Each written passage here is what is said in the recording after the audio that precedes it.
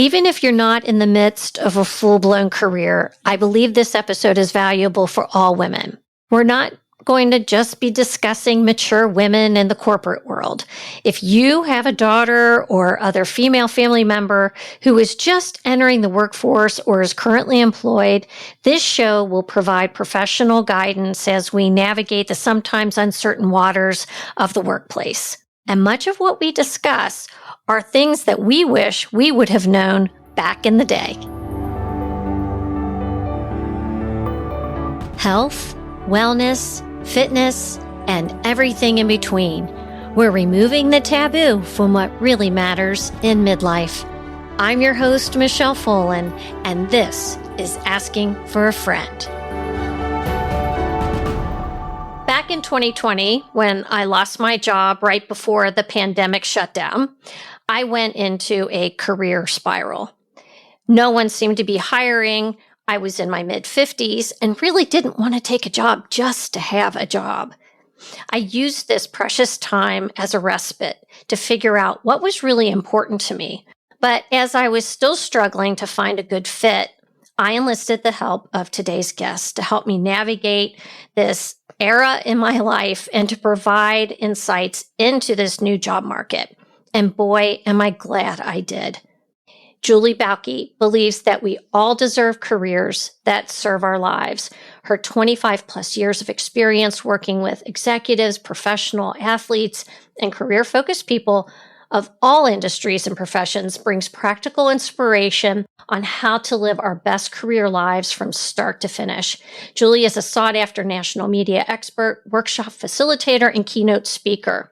Julie's been featured by more than 100 prominent media outlets, including CNBC, Money Magazine, and TV segments with the Scripps News Network and Sinclair Broadcasting, appearing on their TV stations nationwide.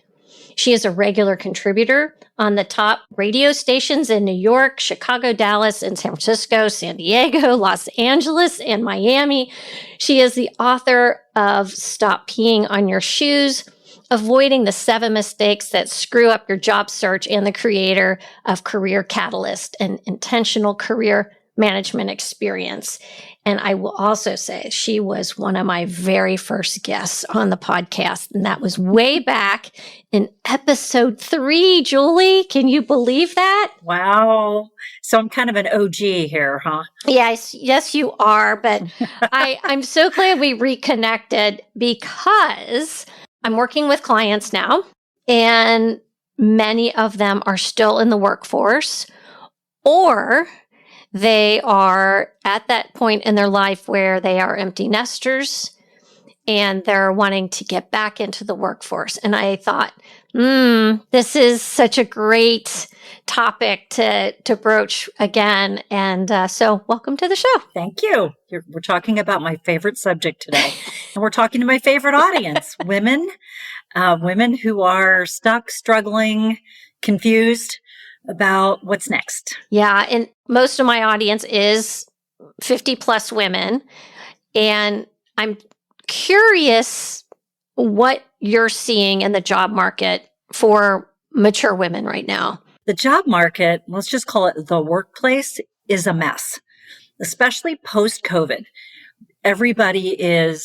People are trying to figure out everything from return to the office, hybrid, to how do I manage all the pieces of my life. Gen Z has come into the workforce. Michelle, this past summer, we had the moment when Gen Z started to outnumber boomers in the workforce.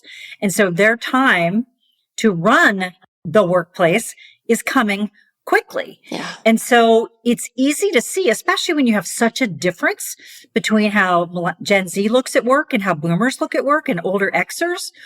It's easy to start to feel like you don't matter anymore. Uh-huh. But at the same time, I think if we reframe how we look at our careers and our lives, we can move forward in a way where we're much more likely to get what we want. But it really does require a reframing that's very different than when we came into the job market. We were wearing those god-awful pantyhose and suits. Oh my God. With those bow ties. And you think just the change we've seen since we were in our 20s to now, So we have to change our thinking along with that. Well, we didn't even have thinking along with that. Well, we didn't even have computers. No, gosh. We didn't have cell phones. Oh, no. I mean, no. Right? I mean, we had pink message slips. Someone wanted to call you. You got a pile of those pink message slips. I was in sales, Julie. I knew where all the great payphones were around town that had a bathroom in the building. Oh my gosh. Because that's how I was able to communicate with people. Yeah. So much has changed. So I think we're due for another look at how we consider work in our career, role in our lives. Yeah. So what do women need to be thinking about before they even start, before they even put words onto a resume? One of the things that has always really frustrated me is you'll have a woman who was in a high-powered job, a great job. She did really well. She was competent. She was paid well. She leaves the workforce to have children. Maybe she's out of the workforce for 5 years. Maybe it's 8 to 10 years. I have talked to so many women who believe at the end of that period where they're trying to come back that they're fully starting from zero, because we forget about all that great experience we had. We personally decide, oh, it's not relevant. Nobody cares. And we feel like we're only going back into the workforce as a mom. And that's a huge mistake, because we are the collection of all of our experiences. So here's the reframe I'd like to lead with today. We all are very accepting of the concept of life has chapters. We have our chapter as a student, as a single person, maybe as a part of a partnership. We take care of our kids. We might have health issues. We chat, and just think about how life changes when your kids get their driver's license. Yeah. So our life has chapters, and our career can also have chapters. And so this idea that when you're 22, you get on a ladder and you climb for 40 plus years is ridiculous. It's always been ridiculous. But now we're starting to see, and I give Gen Z credit for this, that we have to look at our careers. Our career needs to serve our lives versus having our lives serve our career. Yeah. And especially as women, with all of the things we're responsible for, we all know by this point, we can't do it all at the same time. And so when you might have your chapter early career where you were in sales leadership, you did all these great things. You get out of the workforce maybe for a few years until your kids get into kindergarten or first grade. That was a different chapter. Maybe you did volunteer work. Maybe you helped at the school. Maybe you did a little bit of consulting part-time. That's another chapter. And then when you're ready to re-enter, that's another chapter. And you bring with you all the learnings from those two first chapters. Right. And so instead of thinking, well, here I am, who wants to hire an old mom, which is that's what I hear women say. No, your story is a collection of all of your chapters that you bring with you. You leave nothing behind. So if you can get your mind around that concept, I think, that's a great start to start moving forward powerfully. If you have Gen Z interviewing you, they're the hiring manager. Does Gen Z see it that way? They probably see us just like we did when we were younger, interviewing people a lot older than us. It's a challenge. It's because if you look like their mom or their grandma, it's hard for them to see you any differently. So the worst thing you can do when you're interviewing with somebody who's much younger is discount them, act like you're smarter, wiser, any of that stuff, because they see right through it. Mm-hmm. Gen Z is all about authenticity. And so when you think about what do you as a person over a certain age bring to the market, it's wisdom, it's experience, it's the ability to collaborate, communicate, etc. Those are the things that we are better at, because the complaints have been that Gen Z is bad at all those things. But at the same time, I firmly believe it's up to each one of us to stay relevant in our fields. It doesn't mean we have to be an expert on AI, as an example, but we do need to know for how AI is being used in our field or in our industry, as an example. So if you walk in with anything that looks like I'm a boomer And I mean the way you dress, the way you speak. If you are patronizing in any way, and if you say anything like, well, I don't really know that and I don't really care to learn it, anything that smacks of the way we did it was the right way and you guys don't know what you're doing, you will absolutely bomb that interview. And so you have to really check your biases at the door. And I would say that both ways. So what you're saying is don't show up in your navy blue suit. Let me have a nice sheen to it by now. and tan pantyhose. Tan pantyhose that come in those little plastic eggs. Yeah. Yeah. But when you're speaking of dress, how do you dress?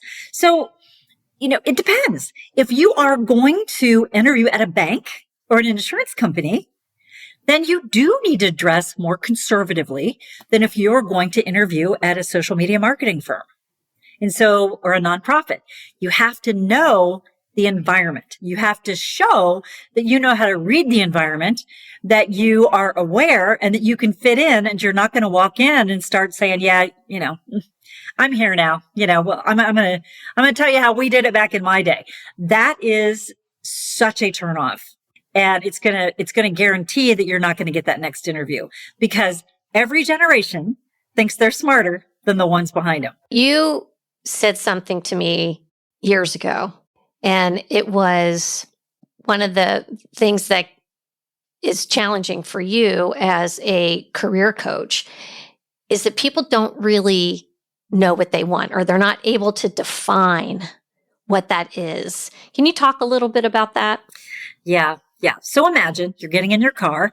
You're like, I would like to go to the XYZ restaurant. I heard it's great. And if you get in your car and you just start driving without knowing actually where you're going, then you won't get there. Career's the same way. You have to start with the end in mind. Google Maps only works if you put a destination in. Now, you might find that restaurant, but it's not going to be the best way to get there. And so hopelessly and helplessly wandering through a career change or a job search is really, really counterproductive. So this is what keeps people from starting. They're starting a change. And some of the things that I hear people say is things like, I still don't know what I want to be when I grow up. And that's one of those things I cringe because I want to say, look in the mirror. You're not 18. You're grown up. You got to figure it out. It's very infantilizing. And I think it's also, it takes away your power. The second one is, I don't know what I want, but I know it's not this.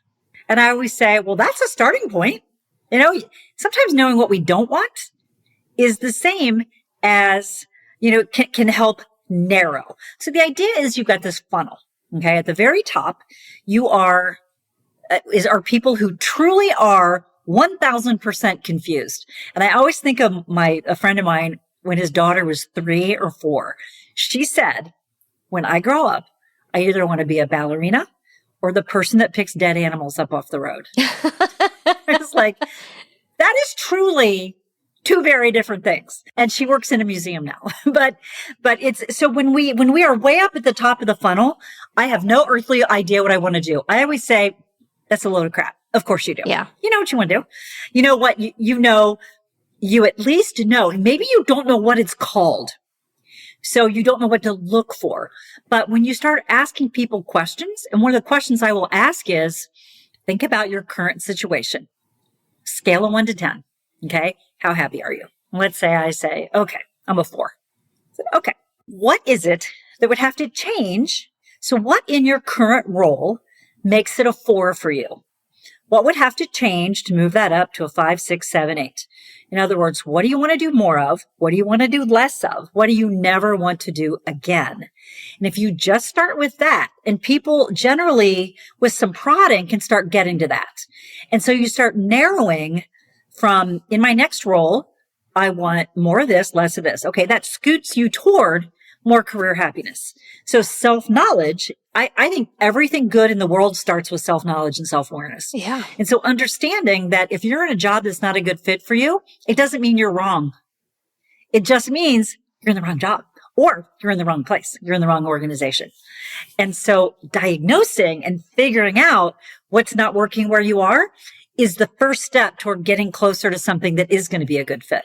Do you ever find that sometimes we have a problem defining what it is that we really want to do because it's that fear of failure? Like that thing that I know I really want to do, I'm afraid that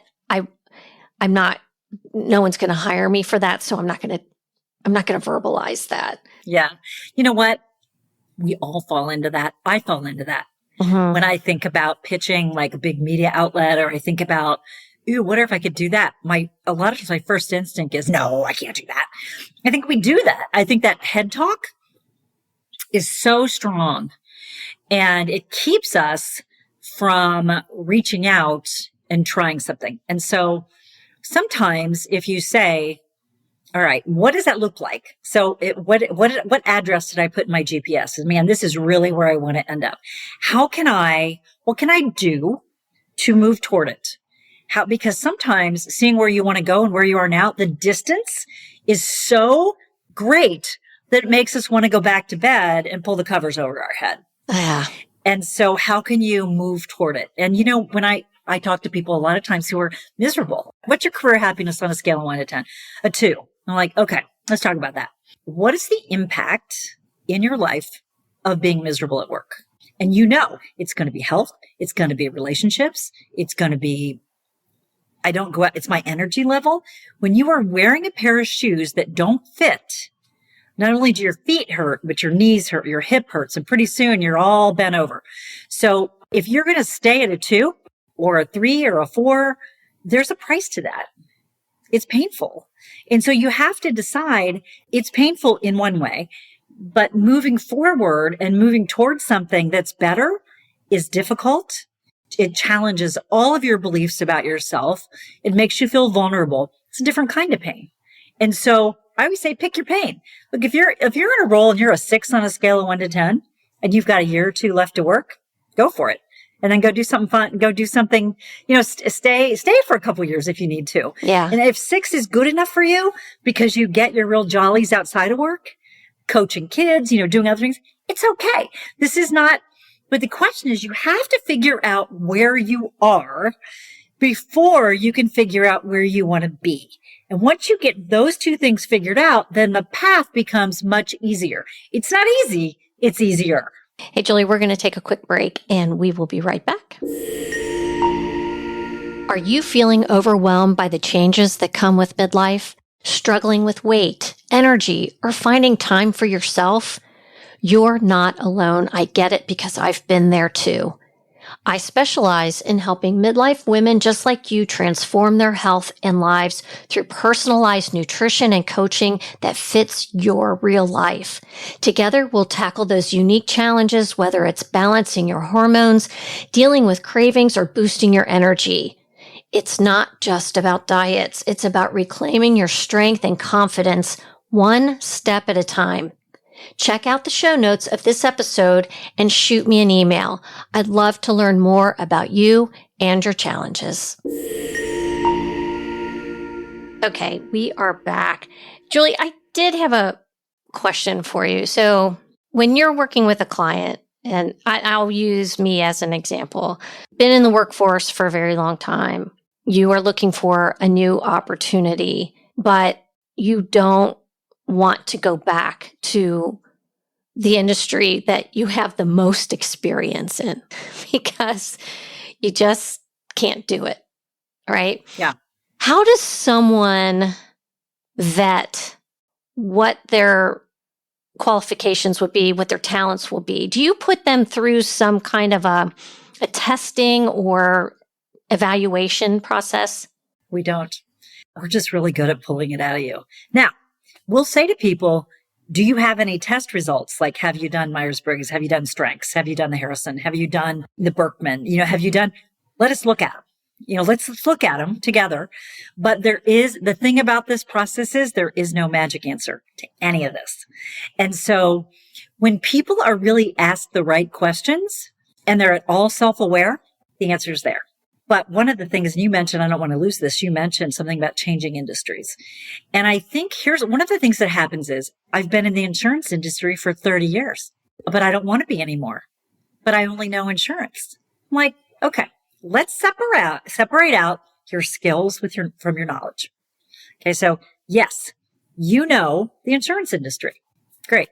That piece may not be usable anymore, but your skills, in other words, what can you do? What do you know? What have you developed while working in the insurance industry? In almost 100% of the cases, your skill set, you have to separate out what you did from where you did it. The things that you've learned are transferable. The phrase transferable skills. You have transferable skills. And so you have to find, and if you are really good, let's just take an example. If you're really good at project management, you really have a real proclivity for understanding technology. So let's say just those two things, but you've only ever done it in the insurance industry. I guarantee you that those two skill sets pulled out from where you did it are going to be very attractive to maybe a logistics company, a manufacturing company, a bank. So you have to separate yourself out. It's the nouns, which is where you did it. The verbs are what you did. Okay.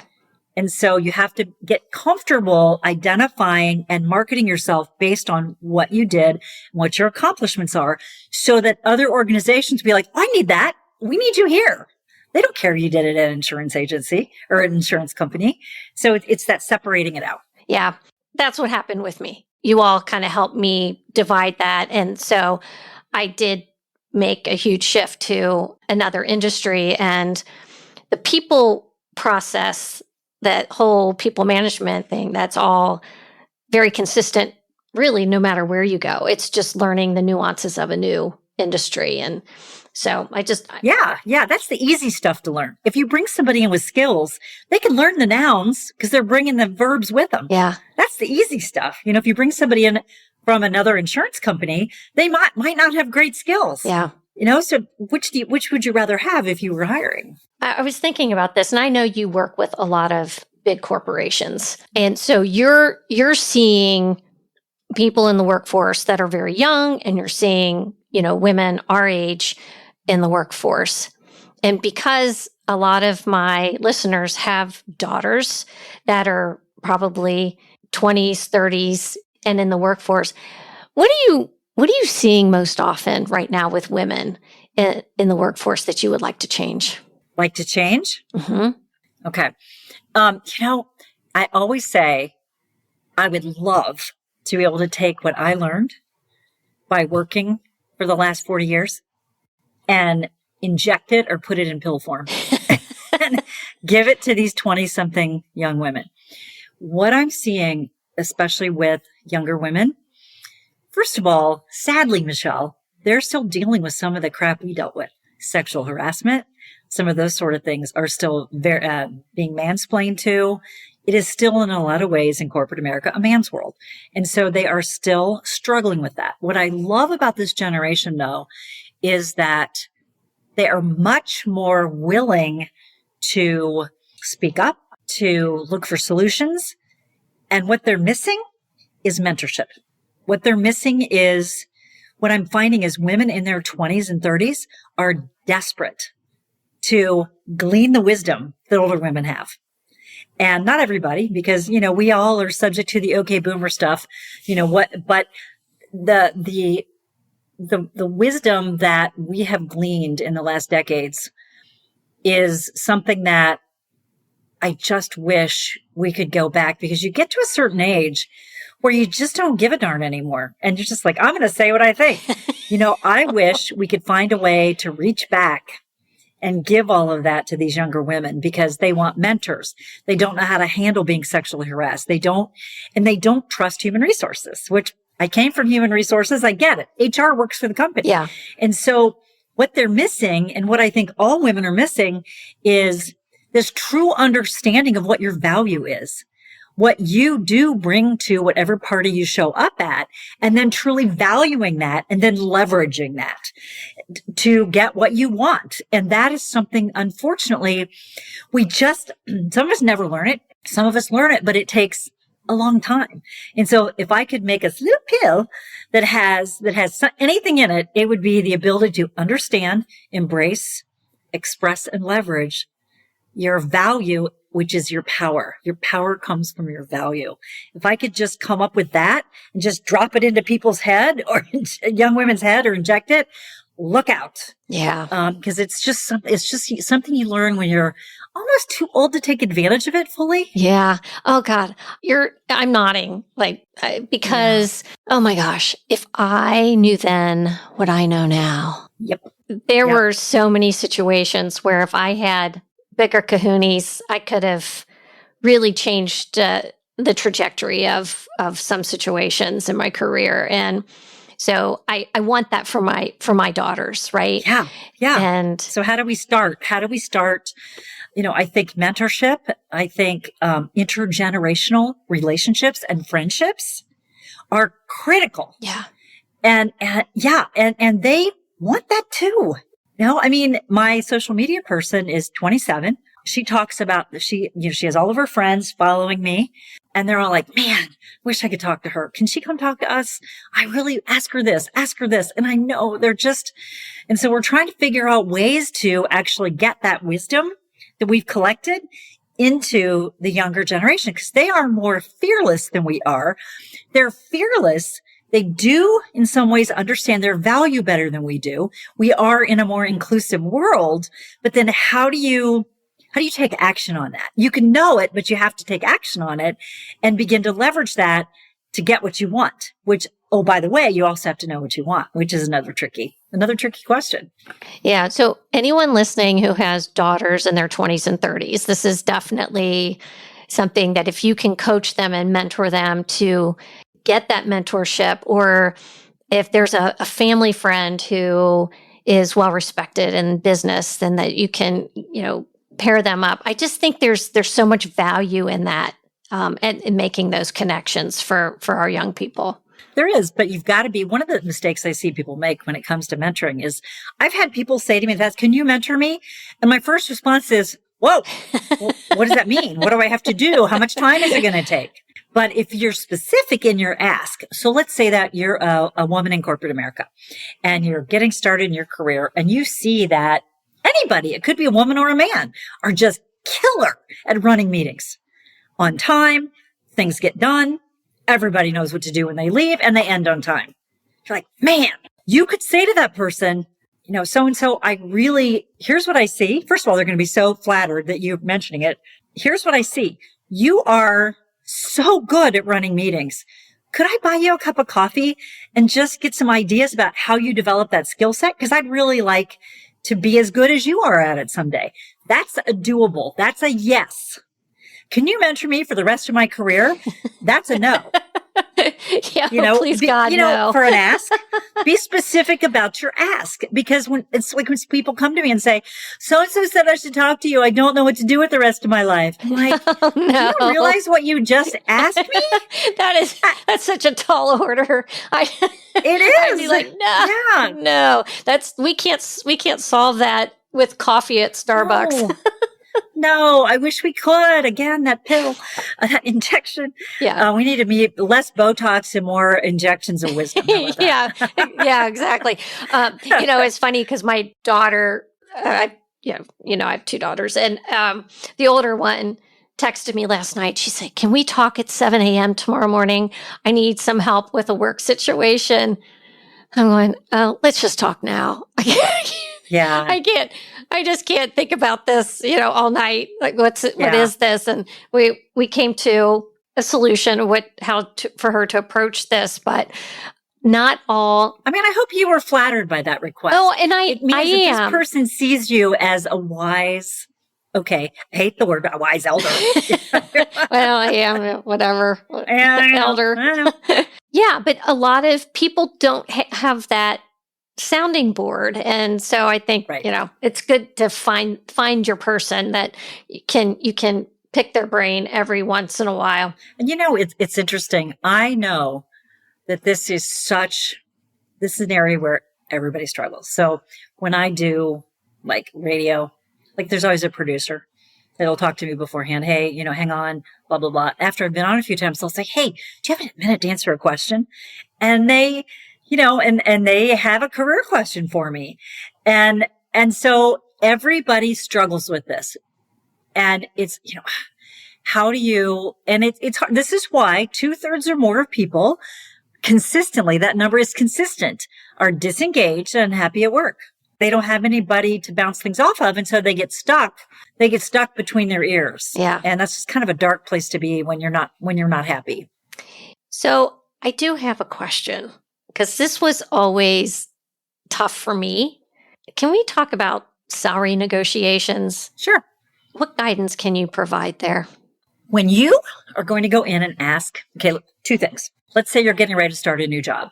And so you're in the offer stage. We talk about and we hear about the wage gap. And part of the reason for the wage gap, part of it, is that women are really unlikely, much less likely than men, to negotiate on their starting salary. And so you could very well find yourself sitting next to Bob over here. You're doing exactly the same things, but Bob is making $5,000 more than you, and you had the same experience because Bob asked for more money.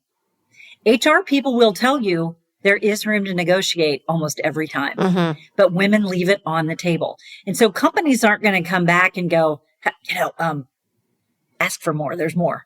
They're going to consider that a win if they got you for $5,000 less than they got Bob for. Should it be that way? Of course not, but it is. And so when you're starting a job, understand what are the market rates? What are competitors paying? And don't go by, well, I was making 70 and now they're going to give me a 5% increase. I think that's fair. Don't use your last salary as the benchmark. Use what the market is paying as a benchmark. And then there's the other where you're at work. I have a story here. If you're at work and you decide, you look around, you look at the market, you happen to find out what other people are making, you see what maybe even new positions at your company are paying for what you're doing, you arm yourself with information.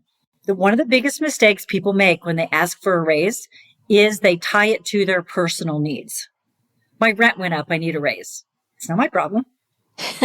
Right? So you have to tie, that's not a good reason. It's a good reason for you, but it's not compelling. Anytime you ask for a raise, you need to make a business case so that it makes sense to the company. So you do that, two things, by understanding what the market's paying. And if you've had recruiters or people contact you, share that and then show your value. Here's what I've done in the last year. If you are a subpar performer, you have no standing to ask for an increase. Sorry, you're not going to get it. But if you are a good, very good, above average performer who's valuable to the company and you can show how what you do adds value to the company and you're armed with market data, it increases your chances of getting a raise. But it also says, I'm paying attention. Yeah. I'm paying attention. I may be attractive to other companies, but if you're a heads down company loyal person, you're going to get screwed. I hate to tell you. This is such great advice.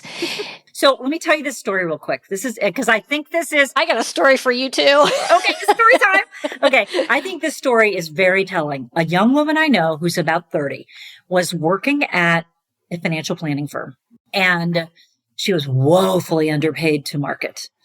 And she was the glue that held the organization together. And she gathered her market data. She went in and asked for what was fair, given her role. And they came back with some mealy-mouthed response. So she tried again. They're like, you're just money hungry. Really? And she was like, and so organizations will use those sort of things to make you feel like you're wrong for asking. So I said to her, get out of there. Get out of there. And she did. Oh, good. Because she went back and she's like, okay, all right. If you think I'm money hungry for asking to be paid commensurate with my value, and oh, by the way, I know what my value is, and you've already told me what my value is, and I'm showing you there's a $20,000 differential here, then this is not a situation in which we can come to a mutually beneficial conclusion. And so, bye-bye. Their loss.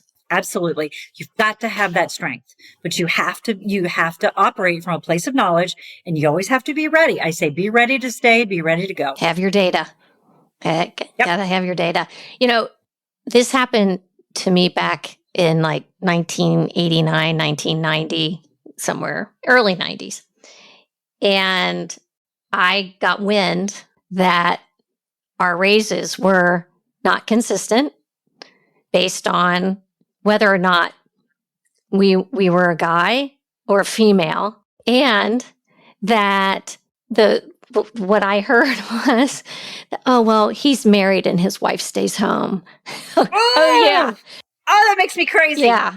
And, oh, but you're married, your husband works too. So you don't need as much. Yep. That was a real thing back then. Yep, it was. It sure was. And I think it still is, but it's probably more of an underground conversation. Okay. Yeah. But yeah, absolutely. That is irrelevant. It's irrelevant. Should be. It's not up to, right.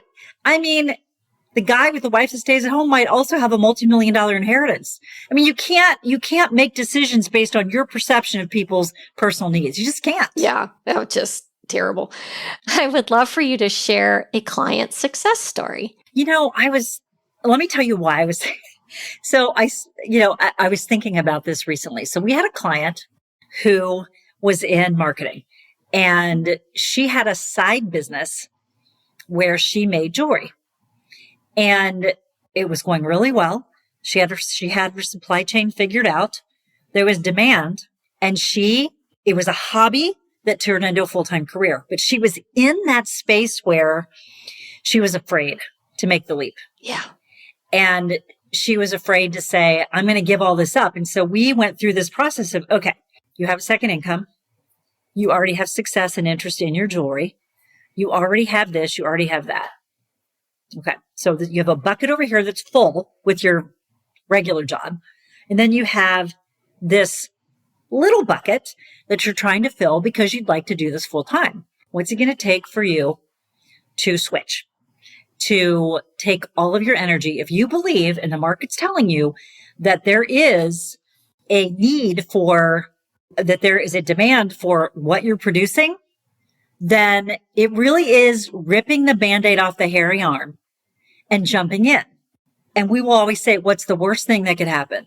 Well, my family, if I don't get the jewelry business up and running in a month, my family's going to be living in a van. Okay, that's bad. That's bad. We don't want that. No, we don't. So what can we do to strengthen your confidence that this jewelry business is going to take off?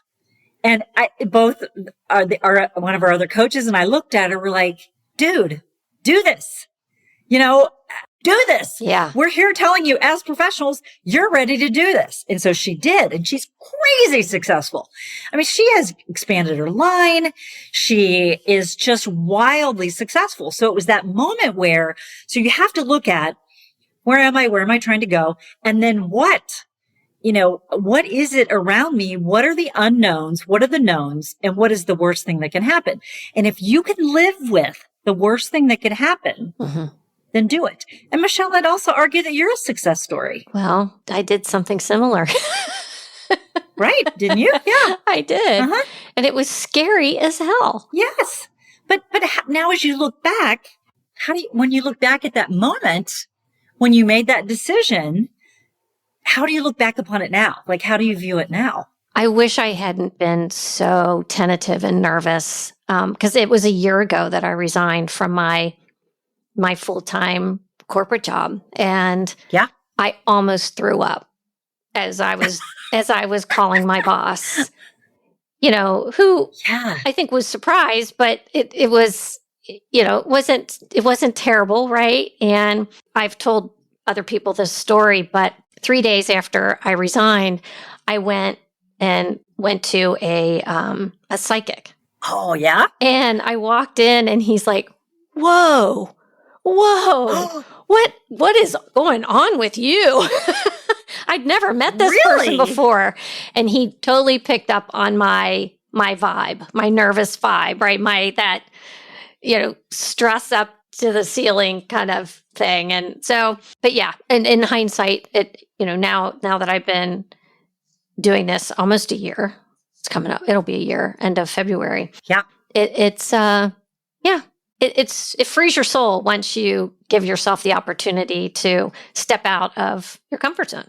And that's exactly what I did. And I think when we go through that calculation, another thing we forget, what we're doing is we're comparing what we have to what we want. Okay.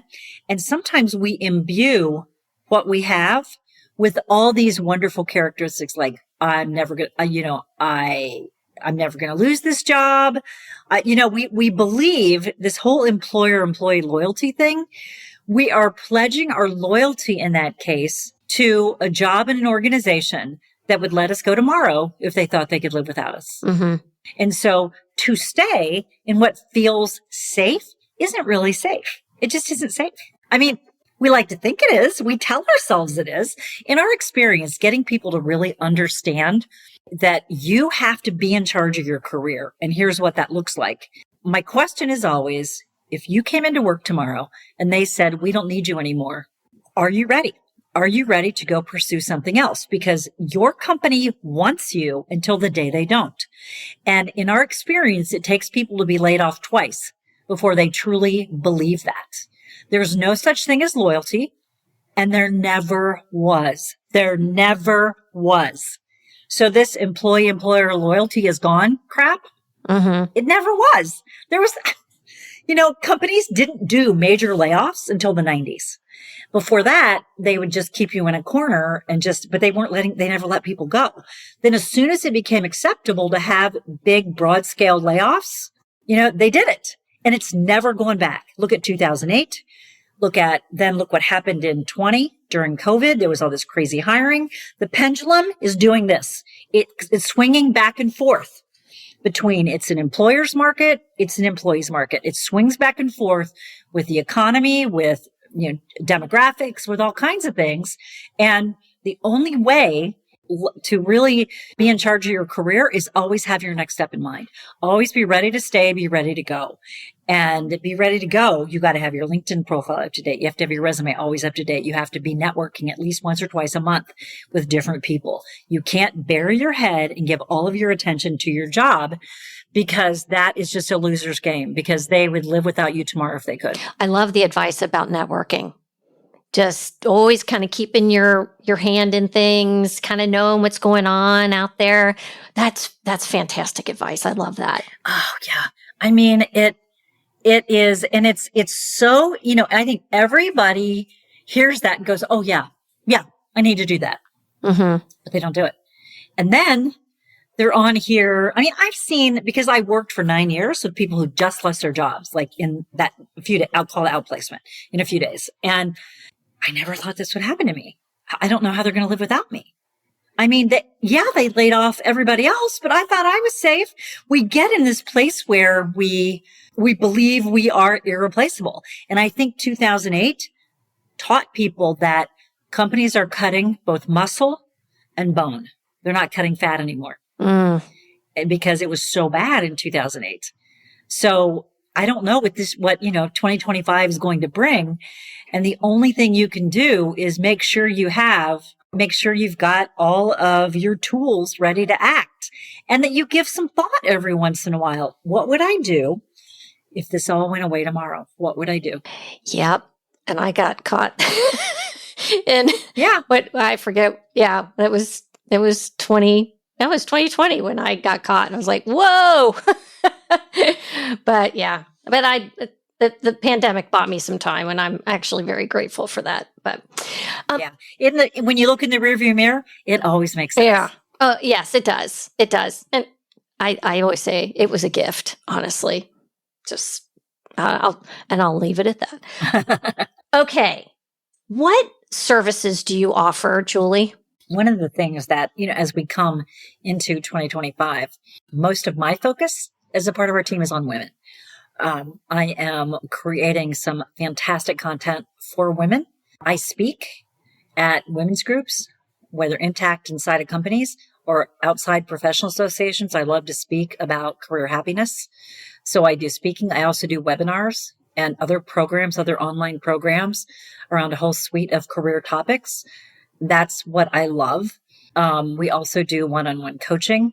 You can follow me on Instagram or TikTok. My name is Julie on the Job. You can connect with me on LinkedIn. But what I'm really focusing on this year is giving women the tools and the inspiration and the kick in the seat of the pants to get more focused and more thoughtful around what their possibilities are and understand their values. So we can do that I've done coursework for women inside organizations, also their ERGs, their employee resource groups. And I'm really looking to ramp that up in 2025 because that's really what I love to do is getting whole groups of women to say, yes, we can do this together. So that's what we do. We help you figure out. And then I have other people on my team who help you, through one-on-one coaching to help you figure out, figure out what should you be putting into Google Maps and how do you figure that out? And then how do you put together a plan to get there? So yeah, that's what we do. We're about career happiness, period, end of story. I think we all deserve it. Yeah. Yes. And Julie and her team helped me, and I'm forever grateful for that. I do. Look at you, girl. Look at you out there doing big things. It's in all of us. No. What you've done, Michelle, it's in all of us. It just looks different than what you're doing. Right. But doing something bigger and better, at least better as defined by what we want, it's not necessarily climbing a ladder anymore. It's about figuring out which rung you want to sit on, and then sometimes building a rung if you don't see one there. Yeah. Oh, you're just full of great little it. Words of wisdom today. Julie, I want to ask you a personal question. What is one of your core pillars of self-care? What's something that you do for yourself that's a non-negotiable? I take naps.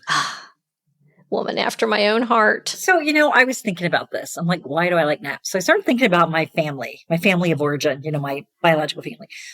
We were like nappers. Like it would not surprise anybody in my family to look over and see somebody asleep on Christmas Day in the lounge chair. So I'm so committed to naps, and it might just be 20, 30 minutes. It might be an hour if I need it. I let my body tell me what it needs. And I also get that I'm in a stage of life where that's more doable than it is for some people. But for me, I used to feel really guilty taking a nap in the middle of the day. I'm like, hell with that. That comes again with that age sort of thing, and for me too, now that I'm older, I love waking up with an alarm clock. It doesn't mean I get up at noon. I get up probably the same time most people, but those are my little freedoms that make me feel like I'm indulging myself and really give me what I need and not apologize for it. Mm-mm. And there are people who can't nap. Okay. What is it that you need? Is it a walk around the block? What is it you need to keep yourself where you need to go? And I just think women are so, when I would, anytime I read the obituary, especially of a much older woman I read an obituary, she was selfless. She put everybody ahead of herself. I'm like, sorry, that's not the flex you think it is. That's not good. I'm sorry. Don't put everybody else ahead of yourself. What is wrong with you? That's exactly what I try to tell my clients. Like, you have to put yourself first, because if you don't, you're not going to be capable of enjoying all those wonderful moments ahead that you have coming with your wonderful family and your children. And, it's like, yeah. So the word selfish is such a trigger word for me because I think we use it as a weapon with women. Well, not having kids, that's so selfish. Oh, really? Selfish. Mm-hmm. I'm taking care of myself. It's my life. You don't get input. And I think that's once you start to embrace that, and that's going to be part of that pill I put in younger women. Once you start to embrace that, I think that's when real freedom starts, and you can do it.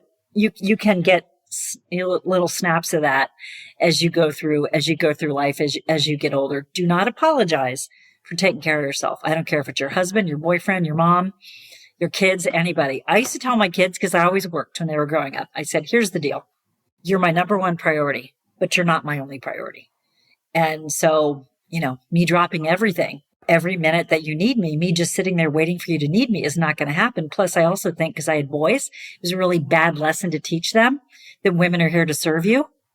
And so for me, it was always like, I'm raising someone's husband and someone's father potentially here. And, I want them to love me I want them to appreciate the job I did raising these boys. Yeah. And so for women, I think that's just can be really a challenge because we've just bought into this. We have to be everything and do everything.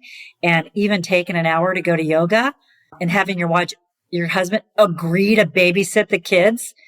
How triggering is that whole statement? Really? So they're your kids and I think too. younger women are realizing that. They're like, I'm not sure if I can't have a guy who's going to be a real partner.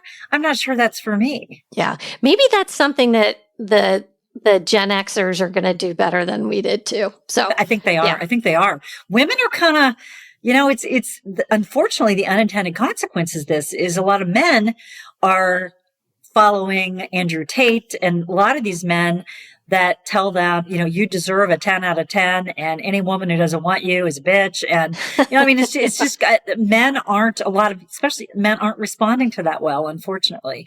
But I love how women are showing up for themselves and in their own power. Yeah. Fantastic. Julie, what is the name of your website so people can find you? The Bauke, and it's Bauke, thebaukegroup.com. You can also connect with me on LinkedIn and just tell me you heard me on Michelle's podcast. I'd be happy to connect. And if you are in charge of your internal women's group or you're a member of a professional association that has a conference coming up, I have a lot of great career topics that a lot of them focus on women, but most of them are gender agnostic and profession and industry agnostic too. It's really about the process of career happiness and everything that goes into that. Fantastic. Julie Bauke, it was great catching up. You too. Keep going forward and being awesome, girl. Thank you. Thanks for being here today. Hey, thanks for tuning in. Please rate and review the show where you listen to the podcast. And did you know that asking for a friend is available now to listen on YouTube? You can subscribe to the podcast there as well. Your support is appreciated and it helps others find the show. Thank you.